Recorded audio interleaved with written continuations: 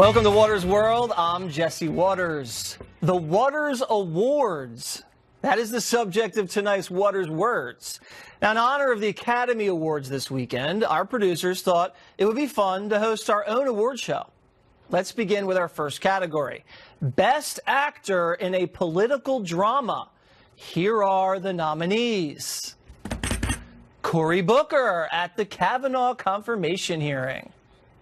I'm going to release the email about racial profiling, and I understand that the penalty comes with potential ousting from the Senate. I openly invite and accept the consequences. This is about the closest I'll probably ever have in my life to an I am Spartacus moment. Jussie Smollett on GMA. He said, "This MAGA country punches me right in the face." So I punched it back. The camera facing north, how is that my issue? I want that video found so badly. And I want a little gay boy who might watch this to see that I fought back. I'm pissed off. How do you not believe that? It's the truth.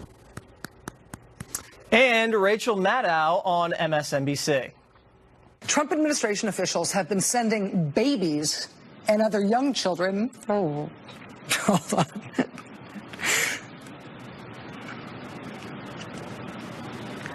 Can we put up the graphic of this? Thank you. Do we have it? No. And the winner is Jussie Smollett on GMA. That was a runaway winner right there, folks. All right. Next category, Best Fight Scene. Here are the nominees. Donald Trump versus Jim Acosta. That's enough. Pardon me, ma'am. Excuse me. Tell you what, CNN should be ashamed of itself having you working for them. You are a rude, terrible person. Oh, Senator Marco Rubio versus radio talk show host Alex Jones. That's why the deplatforming didn't work. But here's the question. Here's a question. Don't touch me again, man. I'm asking you not to touch me. Well, sure, I just patted you nicely. I know, but I don't want to be. I don't know. You want me to get arrested? I don't know who you are. It's not as good as You're not going to get arrested, man. You're not going to get arrested. Take my First Amendment. Oh, he'll beat me up. Ooh, I'd love to see that. Senator Lindsey Graham versus all of the Democrats at the Kavanaugh hearing. What you've done to this guy, this is the most unethical sham since I've been in politics. And if you really wanted to know the truth, you sure as hell wouldn't have done what you've done to this guy. This is going to destroy the ability of good people to come forward because of this crap. And the winner is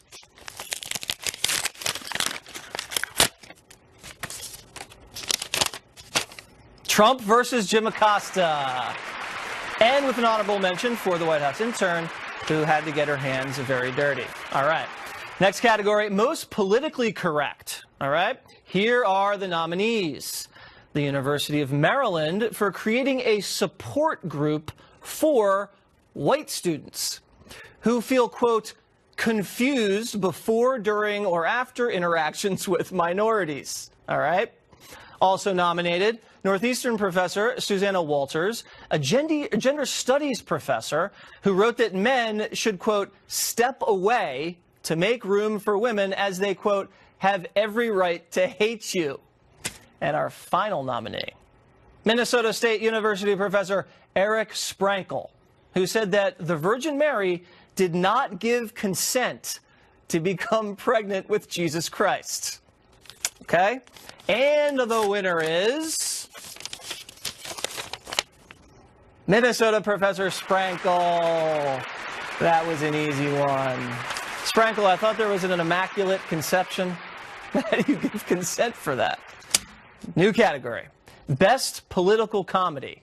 Here are the nominees. President Donald Trump. They go back home to mommy. They get punished when they get home. A show now headed by Sleepy Eyes Chuck Todd. He's a sleeping son of a bitch. Da Nang, Richard Blumenthal. I watch him saying, we need the truth. If we don't have, and here's a guy who was saying people were dying all around him and he was never there. CNN's Jim Acosta at the border. Here are some of the steel slats that the president's been talking about right here. As a matter of fact, it's pretty tranquil down here. Of course it is, Jim. And Kanye West shocks the press in the Oval Office. Let me give this guy a hug right here. I'm married to a family that, not a lot of male energy going on. It's about when I put this hat on, it made me feel like Superman. Non-political, no put the beep on it. This is our president. He has to be the freshest, the flyest plane. You are tasting a fine wine. It has multiple notes to it. That was pretty impressive. I hate to say this, Jim. Do you want to say something? And the winner is...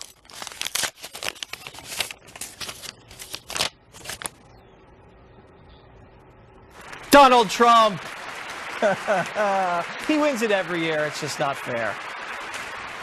Jim was a close second. Last but not least, the dumbest political commentary. Our nominees are Beto O'Rourke. Would you, if you could, would you take the wall down now? Here. Yes. Like you have a wall. Absolutely. Knock it down. I'd take the wall down. And do you think... Taking the wall down. Elizabeth Warren. Now, the president likes to call my mom a liar. What do the facts say? The facts suggest that you absolutely have a Native American ancestor in your pedigree. Okay. Sure. And Alexandria Ocasio-Cortez. Millennials and people and Gen Z and all these folks that come after us are looking up, and we're like, the world is going to end in 12 years if we don't address climate change. And your biggest issue is your biggest issue is how are we going to pay for it? And this is the war. This is our World War II.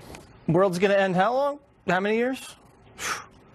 And the winner is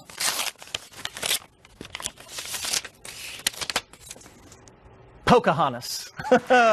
Elizabeth Warren, who revealed through a DNA test that she was not Native American, even though she claimed she was.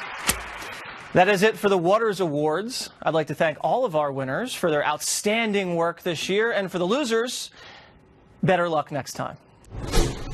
In her endless quest to take your hard-earned money out of your hands, liberal lightning rod Alexandria Ocasio-Cortez is sticking by her 70% tax plan on incomes over $10 million. Watch this. Why are you trying to take all our money away from us? We just signed the Showtime, and now you're trying to put the wild taxes on billionaires. What's wrong with you? If you make more than $10 million in 1 year, which is a pretty good year. That's a damn good year. If you make that's some El Chapo. 10 million, yes, seriously. If you make more than 10 million in 1 year, your 10 millionth and $1 gets taxed at 70%, which, by the way, we used to have marginal tax rates under Republican presidents of 90%. It really comes down to the question of, isn't 10 million enough? When does it stop? Joining me now, someone who knows a thing or two about your dollars and cents, the host of Mornings with Maria on the Fox Business Network and of Sunday Morning Futures right here on Fox News, Maria Bartiromo. Welcome to Waters World. Hey, it's great to be here in your world. There, you've been practicing, yeah. I can tell. So, in my opinion, I think what she's doing was saying, isn't $10 million enough? I think that's un-American. Do you agree? It is un-American, Jesse. I mean, really, is it enough? What's enough? So is Alexandria Ocasio-Cortez going to be the judge of what's enough now? Should I check with her and how hard I should work and how much I might want to achieve in my life? I mean, it's basically putting a limit on people's achievements and their dreams. I thought the last time we talked, this was the American dream, right, that you could come from nothing and work as hard as you can and make money and as much success as you can have. So it's going to be the American nightmare if she's in charge. Yeah. Let's look at some celebrities who she believes have made enough money. Look at George Clooney. Now, we just looked this up. He made $239 million last year. Hell of a year, George. All right, so after taxes on that first, I think, $10 million, I mean, he's only taken home about $70 million, as opposed to $239. George needs the money. He needs the money. LeBron, is she going to tell LeBron James, who made $85.5 million last year, you know what, we're going to cut that in more than half? I dare her to tell LeBron he's made enough money. No, I don't think so, because she's basically just deciding who should make the money and who shouldn't. They're probably okay making that kind of money. But when you talk about a corporate CEO or a billionaire, well, then it becomes a really bad word. Yeah, because look at Bill Gates. I mean, the Gates Foundation has eliminated polio pretty much in the continent of Africa because of his generosity and success. Is she going to say, you know what? We're not going to eliminate polio? Right. Well, you know what? I think you make a really good point, because these kinds of rules and policies where you are punishing the highest earners for earning a lot of money, they have unintended consequences. So are we going to see the Ken Langones of the world still give $100 million like he just did to NYU Medical School so that eventually they can give out free medical school education? And I was just at NYU. I'm not going to tell you why I was there, but I was just at the hospital, and it was a beautiful place, and it was very well run. Thank you, Ken Langone. Thank you, Ken. And she went to Harvard, and Harvard has a huge endowment, and she should want that. Now, we sound like people sucking up to billionaires. That's how the Democrats are going to run. They're going to run on attacking billionaires. How does the Republican Party combat that smear that Republicans are just the party of the rich? Well, first of all, it is un-American, like you said. I mean, you shouldn't crush people's ability to come from nothing, work hard, and make what they can make. But I think one way that the Republicans really need to hit at this is you have to address the underlying problem that the left is bringing up, and that is there is income inequality still. Well, how do they address that? The capitalism lifts people out of poverty. That's what we've been seeing. I would say that the Republicans need an education policy. They need to come out big on education policy. Look, our workers in this country are being attacked. They've got AI on the right. They've got China on the left. They've got illegals in the middle. And they all want our jobs. And that's just a fact. I mean, robotics is taking over. I think we need to be teaching our students about machine learning, about AI, about robotics at a young age. But then you're going to face the teachers union. Oh, they're not going to like that. Those are scary but people. That's one of the issues. This goes back to education, Jesse. You know that. So I see what you're saying. So instead of focusing on taking wealth away from the rich people and redistributing it, because that money never gets into their hands. It's not like you're taking money from LeBron and giving it to a poor person. That's right. not how it works. You're saying the Republicans need to come out with an education push to help Americans and workers lift each other up with their own skills. Yeah, so that they can have their own skills to get the job, to work really hard, and make as much money as they can. So let's put them on a good playing field to do that. Is it hypocritical when you have someone like Elizabeth Warren, who's worth close to $10 million? Yeah, she is. Or Bernie Sanders, who's got 3 homes. They're all a mess, though. My Secret Service friends say that it's just like an episode of Hoarders over there. Well, doesn't Nancy Pelosi own a vineyard? Yeah, she's got the vineyard. And do they look like hypocrites saying, oh, you know, let's tax the rich when they're sitting pretty? Yeah, well, a bit, yes. But that's why they have this new tagline. The new talking point is for the people. Our program is for the people. I want to know what people want people? a trillion plus dollar plan. Yeah, that's right. But the people for a green plan that makes absolutely no sense, or for Medicare for all, which basically destroys the entire private insurance industry. Well, you mentioned the green plan. Ocasio-Cortez was asked about eliminating cow flatulence. Here is what she said. Roll it. My Twitter mentions I'm getting a lot of references about cow farts. And I think that's a reference to your Green New Deal. We got to address factory farming. Maybe we shouldn't be eating a hamburger for breakfast, lunch, and dinner. Like, let's keep it real. Slow down. Yeah, I mean, hey. I'll be at Shake Shack. Your chopped cheese, okay?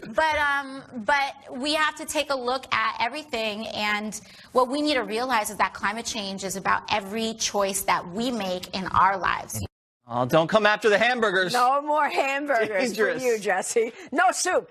Look, I mean, obviously this green plan has been panned and actually exposed for what it is. It makes no sense. Let me quote the Wall Street Journal on her plan, saying that she wants the U.S. to be carbon neutral within 10 years. Non-carbon sources provide only 11% of energy today. That would mean a complete remake of the electric power system. She wants all buildings in New York to be redone. I mean, it's absolute pie-in-the-sky dreams. Donald Trump, the Big Mac president, is going to feast on these people if they come for the burgers. Maria Bartiromo, everybody. So we are debuting a new segment on Watters World. It's called What We Learned About Democrats This Week. Kamala Harris kicking things off in New Hampshire. She wants to get rid of Columbus Day. Would you support efforts on a federal level to change Columbus Day to Indigenous Peoples Day? I appreciate and applaud your point and your effort, and count me in on support. There goes the Italian vote. By the way, do we still get a 3-day weekend? Bernie Sanders officially jumping into the 2020 race. While many socialists are probably thrilled, a video from the past may point to his future plans for America. You know, it's funny, sometimes American journalists talk about how bad a country is because people are lining up for food. That's a good thing. In other countries, people don't line up for food. The rich get the food and the poor starve to death. Okay. Speaking of things that sound good on paper but fail to live up, video of Beto O'Rourke from his punk rock past. Beto here rocking out on rhythm guitar back in 2003, wearing a onesie and a sheep mask.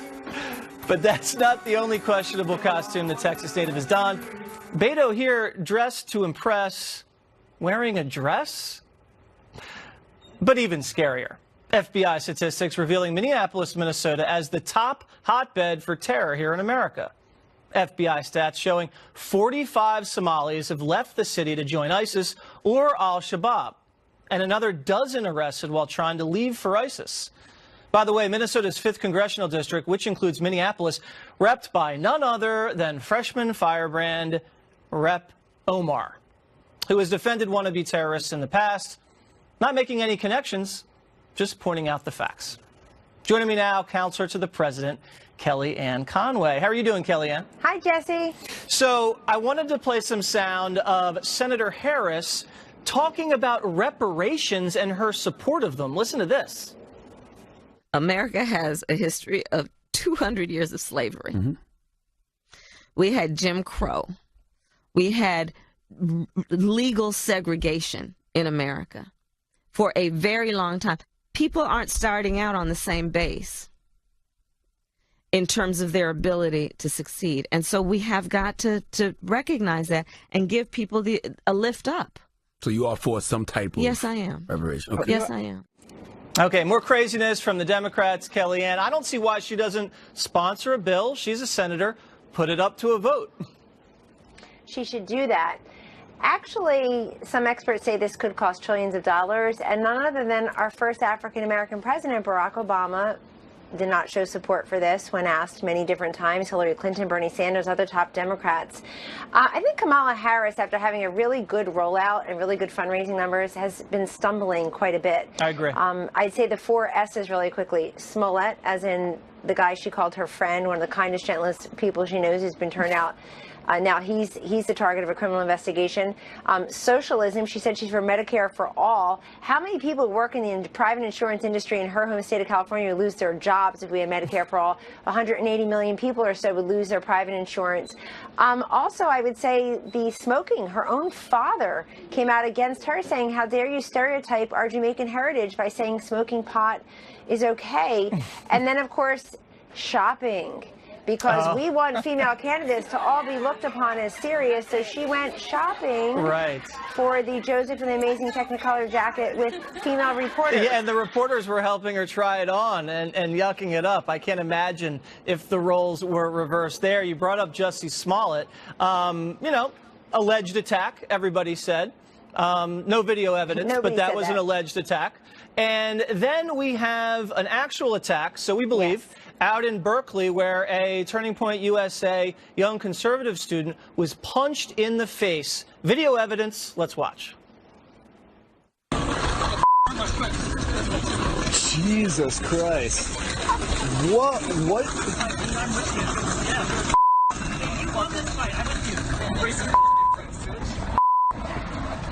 Ooh. Wow, right in the kisser. So how do you, Kellyanne, reconcile, you know, these political hate crimes, which I believe those are, and we have a guy later in the show who got a gun pulled to him because he was wearing a MAGA hat. Now you have a guy getting punched in the face. And then these other hate crime hoaxes and Jussie Smollett, which gets so much attention. There's just very unbalanced coverage. Well, it's completely unbalanced. And look, people, there are always going to be liars out there, but their enablers in the mainstream media are really what should concern everyone, because people are charged with delivering us the news, not their opinions, not their likes and retweets on Twitter, not what they hope is the truth, but what is the truth. You just saw the man be assaulted, a crime committed against him on the videotape. We all know what we see. And yet, when Jussie Smollett came out and gave his account, all the headlines, all the comments, none of them said Jussie Smollett says he was attacked. It says he is a victim of a racist, homophobic attack by MAGA people. Very few people, if any, in the media use the words alleged or even just attribute it as his account. The only question they had was, is it a hate crime? And look what's happened there. Yeah. So what's happening is the whole First Facts, truth crowd really invents their own according to who the perpetrator is, who the victim is. But I want that guy found who punched and assaulted. That is a crime. What you saw, that guy should be found, expelled from the school, and held to account in California. All right. Thank you very much, Kellyanne. I appreciate it. Thank you, Jesse. Coming up, a Water's World exclusive. We have a Trump supporter, as I said, who had a gun pointed at his head just for wearing a MAGA hat. But up next, the Jussie Smollett episode, Winners and Losers. Stick around.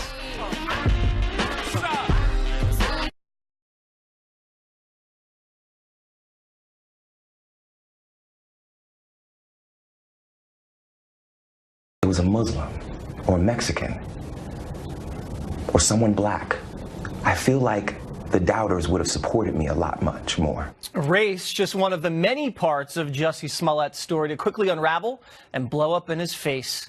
The actor out on a $100,000 bond, charged with felony disorderly conduct for filing a false police report, facing up to 3 years in prison if convicted. And he's been dropped by the show Empire for the final 2 episodes of the season. Here with reaction, former Deputy Assistant to President Trump, Dr. Sebastian Gorka, the author of the book, Why We Fight. So, Dr. Gorka, he's just a greedy, lying con artist, and the media was either too stupid to check the story out, or they didn't want to check the story out because it was too big to fail. How do you see it? Never let facts get in the way of a good left-wing narrative. Right. That's what we saw with the Covington schoolboys. That's what we saw in the reverse with this individual. Look, on the left, reality is optional, Jesse. You know that better than anyone else. The stunning thing is this individual who has been caught on camera with his accomplices buying the material for this fake hate crime, used a check to pay for it, and then what does he do this week? He pleads not guilty. Right. Not guilty. Right. I love the check, too. It's, what was that? Didn't Jerry Springer pay a prostitute with a check? You never pay a prostitute with a check. You never commit a crime with a check. Yeah, I think Charles Barkley mentioned that on TNT the other day. Let's listen to that. America, let me just tell you something. What's that? Do not commit crimes with checks. Come on, man. You cannot, if you're going to break the law, do not write a check. Because you're writing a check that what? Behind cash. Yo, man, you cannot cash up. Hey, get cash, man. But you know what? It's funny, but it's not, because he knew that the media would buy his hoax. And Robin Roberts at GMA went along with it. Many of the people across cable went along with it. And everybody like you and I were thinking from the get-go, this story doesn't make sense, but we didn't say anything, because if we had said something, we would have been destroyed by the left-wing media as racists and as conspiracy theorists, just for asking questions. Look, Jesse, I now have a national radio show. I didn't comment on this case until this week because I wanted the facts. Right. I didn't jump on some narrative bandwagon. But yes, look, there's 2 very serious things about this. In the week since this hoax was perpetrated, 31 people were murdered in Chicago. In 26 of those cases, they haven't made an arrest. Not one arrest. In the meantime, 24 detectives were being wasted on this fraud.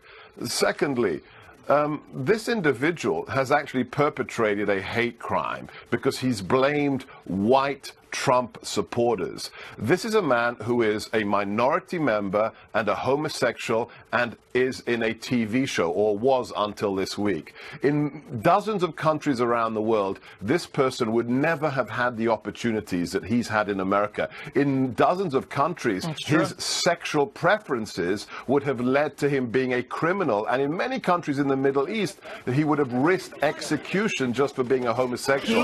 He took for granted everything he had in this country, all the opportunities, and I believe he owes every single one of Donald Trump's supporters an apology.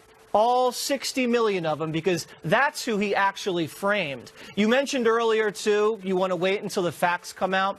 The Democrats didn't do it with Kavanaugh. They didn't do it with Covington. They didn't do it with Jussie Smollett. And it's, you know, innocent until proven guilty if you're on their side, and guilty as charged if you're not on their side. And it's totally against what the founding principles of this country are. And it's getting to the Democrats in a lot of trouble, because now the Democratic presidential candidates have fallen for hoaxes, and the media, what little credibility they have, is shot. Give you the last word.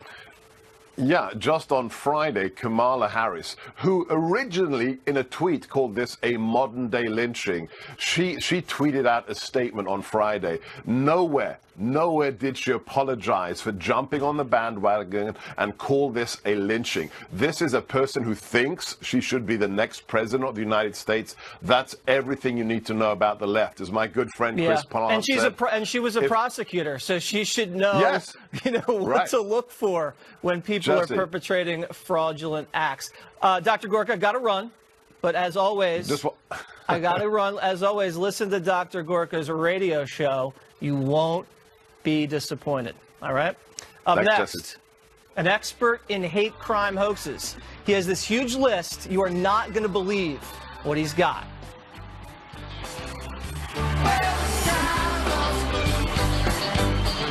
The FAA issued an alert on the flight after it lost contact about 30 miles southeast of George Bush International Airport in Houston. Unrest continues in Venezuela, with protests turning deadly. At least 2 people were killed and 18 injured during clashes between supporters of opposition leader Juan Guaido and embattled President Nicolas Maduro's security forces. Convoys of humanitarian aid were also being denied entry after Maduro ordered the closing of the country's border crossings. I'm Anita Vogel. Now back to Watters World. The Jussie Smollett hate crime hoax, just the latest in a string of fake crimes unfolding in the Trump era. But hoaxes go way back. Just ask Obama chief strategist David Axelrod.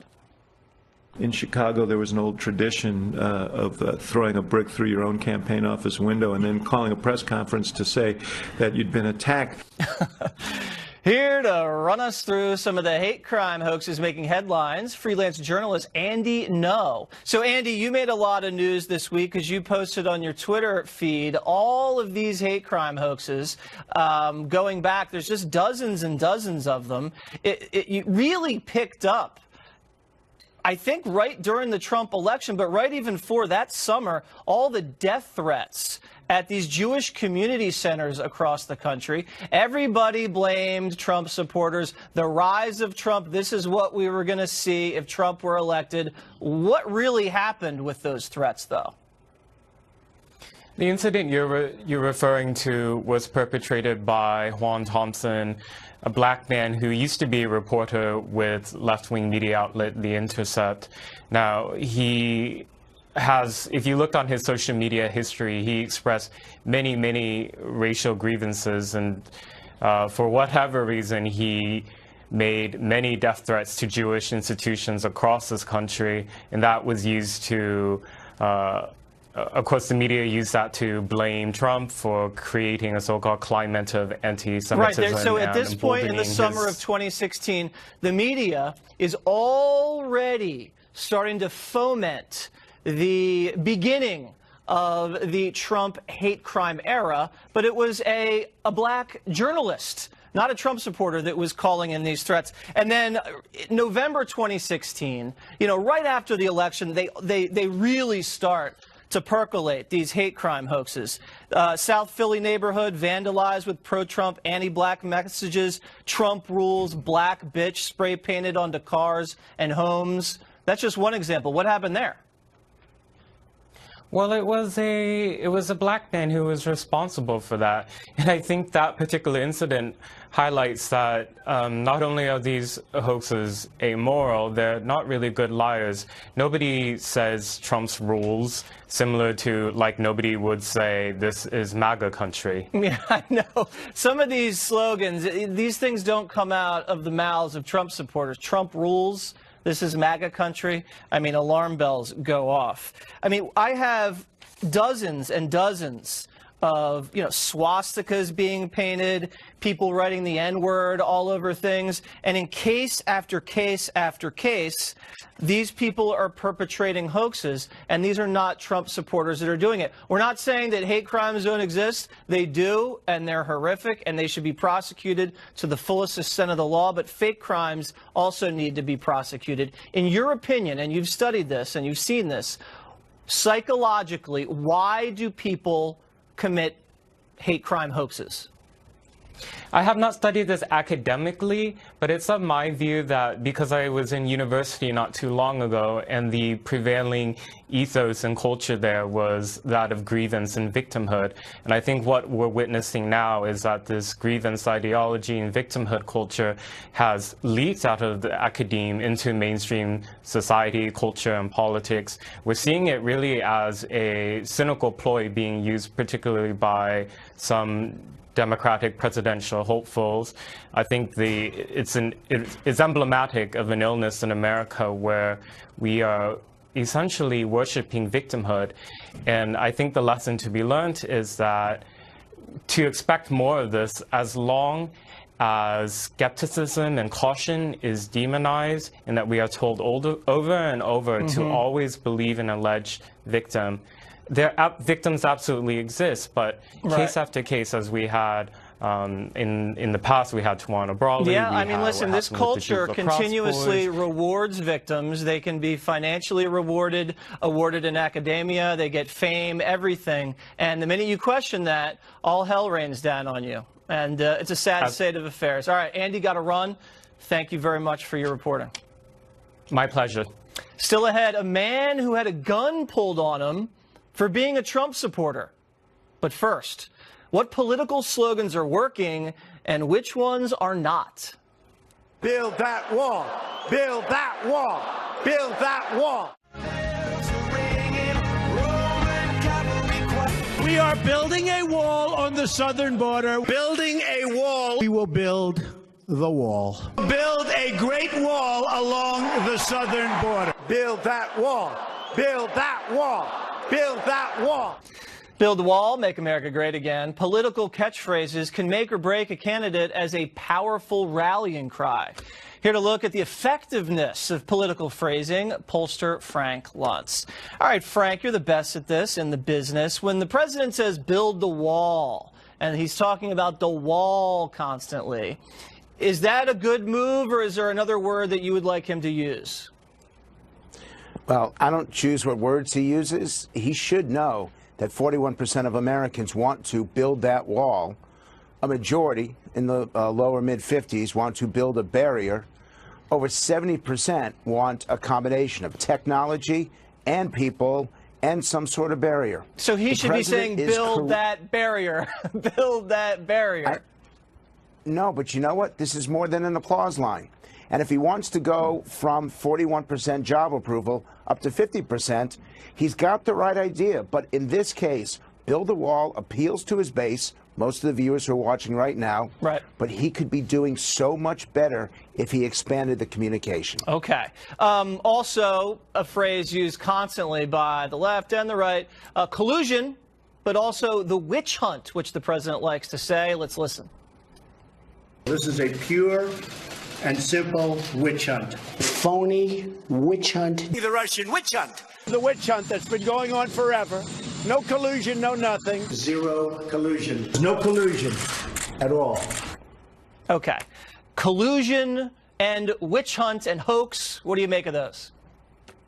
Well, I don't think most Americans knew what the word collusion was until about a year ago. Right. So this has been very good for America's vocabulary. Right. The issue is that these people are putting politics over people. If I were advising him on this, I don't have a better word than witch hunt. You think witch hunt is the right phrase? For what he's trying to communicate, I think that works best because we all understand when something is unfair and something is improper. Okay, good. The Democrats like to say there's going to be a Green New Deal, I guess playing off the old FDR phrase, but then adding green in front of it. How do you think that's working? It's just beginning to start. I know it's working well. We did a survey on it, and 80% of Americans thought it was a good idea. They have no idea what it is, but a Green New Deal, it works for them. I'm going to give you another example. Medicare for All has over 60% support, only 25% opposition, because the public believes that Medicare works and they want to share, they basically want to share the wealth. So in this case, the Democrats have a very effective labeling of this issue. But when they learn the truth about it, when they learn the details, I think the public will change its mind. All right. The devil is in the details. All right, Frank. Thank you very much. Thank you.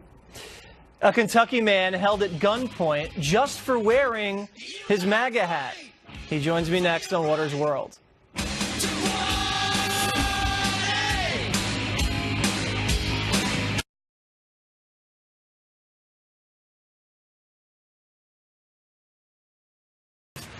Moved out into the parking lot. You were defending your wife's honor. He then allegedly pulled a gun on you? No, Jesse, actually it was still inside the store. I had walked around, he was trying to walk away, and I went in front of him and I put my finger in his face and I said, "What gives you the right to flip me off just because of the hat that I wear?" And he started in again, so another little altercation occurred, and that's when he drew a .40 caliber pistol out and stuck it in my face inside the store with numerous people around. Okay, so there's witnesses. He pulled the gun out, pointed it to your head. What did he say when he pulled the gun out? He said, "This is a good day for you to die." Jesus. And I simply replied to him, "Then pull the trigger. You're either going to pull the trigger or you're going to put the gun down and face me like a man." And he started backing up, and as he was backing up, we're still arguing. He said again, "Yeah, this is a good day for you to die." And I warned him again because I kept walking towards him. I said, "Then pull the trigger or put the gun down and face me like a man. That's the only two choices you've got." Wow. And that's, we kept arguing, and as he backed up, he took the gun and stuck it in the back of his belt, the backside of his belt. Right. And one of the management from Sam's Club had stepped around the corner. He said, "Did he pull a gun on you?" And I turned and looked at him. I said, "Yes, he did." And I'm going after him. All and right. I turned around, well, he was listen, gone. it's amazing that someone has a gun pulled on them simply for wearing a Make America Great Again hat. I assume you haven't been contacted by a lot of the mainstream media reporters. You know, if this had been the other way, you probably would have been on every single TV show. But, you know, no one should be threatened for wearing a political hat on either side of the aisle. I'm glad you and your wife are okay, and hopefully this guy serves some hard time. Terry, thank you very much. I hope so. Thank you. Up next, last call.